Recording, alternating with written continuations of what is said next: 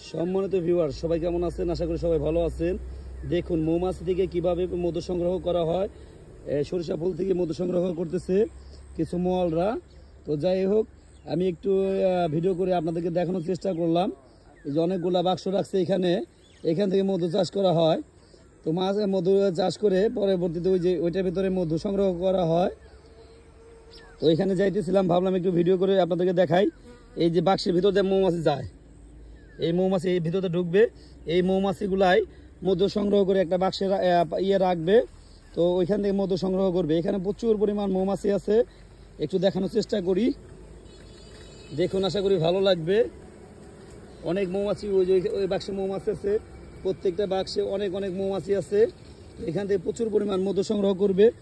এখানে অনেক সরিষা ফুল আছে, তো দেখানোর চেষ্টা করতেছি।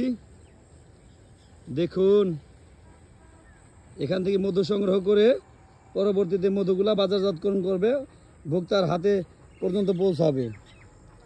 তো এরকম নিত্য নতুন আরও ইউনিক ভিডিও পাওয়ার জন্য অবশ্যই আমার পেজের সাথে থাকবেন। আমি বরাবরের মতো সবসময় ইউনিক কিছু তৈরি করার চেষ্টা করি বা ইউনিক কিছু ভিডিও দেখানোর চেষ্টা করি। এই দেখেন মৌমাছিগুলা কিভাবে ঢুকতেছে। মানে সারাদিন যেখানে থাকুক, রাতে এরা এই বাক্সের ভিতরে ঢুকবে। তো যাই হোক, আমি আরেকটু দেখানোর চেষ্টা করি। প্রচুর পরিমাণে মৌমাছি।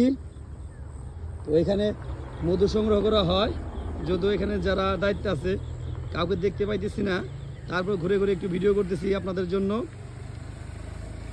আমি যেখানে যাই আপনাদের জন্য ইউনিক ইউনিক ভিডিও বানানোর চেষ্টা করি। তো আমি বেশিরভাগই গ্রাম বাংলা ঐতিহ্য তুলে ধরার চেষ্টা করি, বা মানিকগঞ্জের যে ঐতিহ্যবাহী জিনিসগুলো আছে সেইগুলো তুলে ধরার চেষ্টা করি। তো দেখুন, এখানে অনেকগুলো বাক্স আছে, প্রত্যেকটা বাক্সে অনেক অনেক অনেক মৌমাছি আছে।